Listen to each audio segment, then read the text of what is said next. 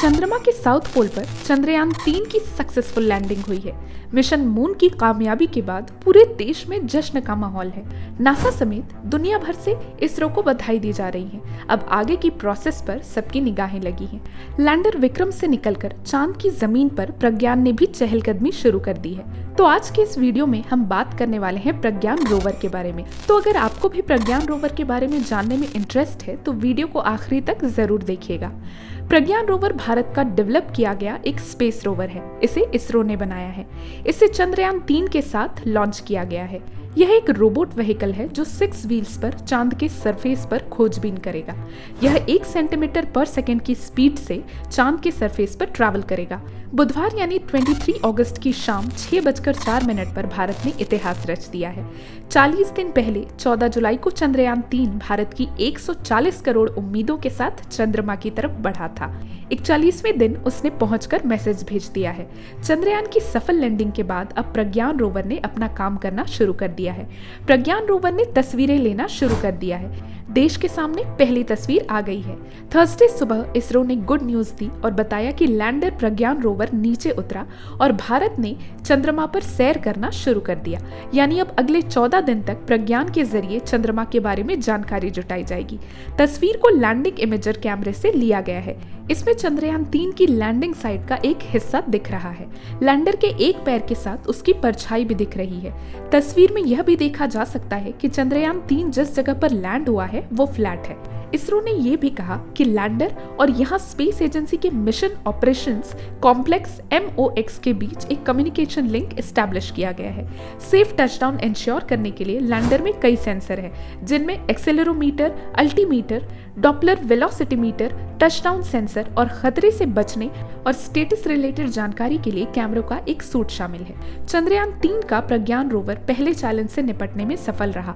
उसके सामने चांद के सरफेस पर 100 मिलीमीटर का क्रेटर आया। प्रज्ञान ने बड़ी सावधानी से उसे पार किया और इसरो कंट्रोल रूम में बैठे साइंटिस्ट ने राहत की सांस ली। चंद्रयान-3 के प्रोजेक्ट डायरेक्टर P वीरमुथुवेल ने बताया कि अभी तक के साइंटिफिक एक्सपेरिमेंट से अच्छे रिजल्ट्स की उम्मीद का भरोसा बढ़ा है। उन्होंने कहा कि प्रज्ञान के मूवमेंट पूरी तरह ऑटोमेटिक नहीं थे। उसके सामने कई चैलेंजेस हैं, जिनमें से हर एक को ग्राउंड टीम्स के पार्टनरशिप के साथ दूर करना होगा। अब जानते हैं कि कैसे काम करेगा रोवर प्रज्ञान। रोवर प्रज्ञान चंद्रमा पर चलेगा और तस्वीरें खींचेगा। प्रज्ञान में इसरो का लोगो और तिरंगा बना हुआ है। साइंटिस्ट्स की कोशिश रहेगी कि वो रोवर के जरिए चांद से भेजे जा रहे डेटा को देखें और एनालिसिस कर पाएं। चांद पर लैंडिंग के 4 घंटे बाद प्रज्ञान विक्रम लैंडर से बाहर निकला। वहां कैमरों की मदद से चांद पर मौजूद चीजों की स्कैनिंग करेगा और जानकारी जुटाएगा। प्रज्ञान मौसम का हाल पता करेगा। रोवर में इस तरह के पेलोड लगाए गए हैं जो चांद के सरफेस के बारे में बेहतर ढंग से जानकारी दे सकेंगे। रोवर वहां आयंस और इलेक्ट्रॉन्स के अमाउंट के बारे में भी जानकारी देगा। इसके साथ ही प्रज्ञान चांद पर पानी की जानकारी जुटाएगा। चंद्रयान-3 चांद पर एक लूनर मतलब 14 दिन रहकर काम करेगा। धरती के 14 दिन के बराबर चांद का एक दिन होता है, यानी 14 दिन डे टाइम रहता है और 14 दिन रात रहती है। ऐसे में प्रज्ञान सिर्फ एक लूनर डे तक एक्टिव रहेगा। चांद के साउथ पोल पर लैंडिंग की वजह से उसे फिर से रिचार्ज किए जाने की उम्मीद कम जताई जा रही है। हालांकि साइंटिस्ट का कहना है कि प्रज्ञान और विक्रम एक एक्स्ट्रा लूनर डे तक काम कर सकते हैं। वहां उन्हें सूरज से मदद मिलेगी, जिसकी वजह से वो खुद को रिचार्ज कर सकते हैं। लैंडर और रोवर दोनों सोलर पावर से काम करते हैं। इस दौरान रोवर प्रज्ञान वहां भूकंप, गर्मी और मिट्टी की स्टडी करेगा। अब जानते हैं कि साइंटिस्ट तक कैसे आएगी जानकारियां। चंद्रमा पर सॉफ्ट लैंडिंग को इसरो के मिशन का आधा हिस्सा माना जा रहा है, क्योंकि अब असली चैलेंज चांद के बारे में स्ट्रॉन्ग डेटा इकट्ठा करना है। लैंडिंग के बाद रोवर प्रज्ञान मून वॉक पर निकल रहा है, लेकिन उसे चांद तक पहुंचाने वाले विक्रम का काम पूरा नहीं हुआ है। उन्हें दिन की रोशनी में ही सारा डेटा जुटाना होगा। विक्रम लैंडर ने जहां लैंड किया है वो वहां से नहीं हिलेगा, जबकि रोवर प्रज्ञान लैंडर विक्रम से अलग होकर आगे की तरफ बढ़ेगा और जहां जहां से गुजरेगा वहां का डेटा इकट्ठा करके लैंडर को ही बताएगा। उसके बाद विक्रम ही सारा डेटा पृथ्वी पर इसरो को भेजेगा। प्रज्ञान चांद पर भारत की छाप छोड़ेगा। अब रोवर प्रज्ञान जानकारी जुटाने के लिए चांद के सरफेस पर आगे बढ़ेगा तो वहां पर अशोक स्तंभ और इसरो का लोगो छोड़ता जाएगा, यानी चांद पर भारत की न मिटने वाली छाप भी देखने को मिलेगी। ये साइंस सेक्टर में प्रोग्रेस और स्पेस मिशन की तरफ भारत की अटूट कमिटमेंट का साइन है। हालांकि अभी यह साफ नहीं हो सका है कि 14 दिन में प्रज्ञान चांद पर कितनी दूरी तय करेगा। इसरो के मुताबिक लैंडर और रोवर में 5 साइंटिफिक पेलोड है जिन्हें लैंडर मॉड्यूल के अंदर रखा गया है। रोवर के alpha particle x ray spectrometer APXS का यूज चंद्रमा के सरफेस की समझ को और बढ़ाने के लिए और मिनरल कंपोजिशन का अनुमान लगाने के लिए किया जाएगा। इसरो ने कहा कि चंद्रमा के सरफेस पर साइंटिफिक एक्सपेरिमेंट करने के लिए रोवर डिप्लॉयड चंद्र मिशन में नई ऊंचाइयां हासिल करेगी। लैंडर और रोवर दोनों का लाइफ स्पैन एक मून डे है। प्रज्ञान रोवर में 2 पेलोड्स हैं। पहला लेजर इंड्यूस्ड ब्रेकडाउन स्पेक्ट्रोस्कोप, यह चांद के सरफेस पर मौजूद केमिकल्स के अमाउंट और क्वालिटी की स्टडी करेगा, साथ ही मिनरल्स की खोज करेगा। दूसरा अल्फा पार्टिकल एक्सरे स्पेक्ट्रोमीटर, ये एलिमेंट कंपोजिशन की स्टडी करेगा, जैसे magnesium, aluminium, silicon, potassium, calcium, tin और लोहा के बारे में जानकारी जुटाएगा। इनकी खोज लैंडिंग साइट के आसपास चांद के सरफेस पर की जाएगी।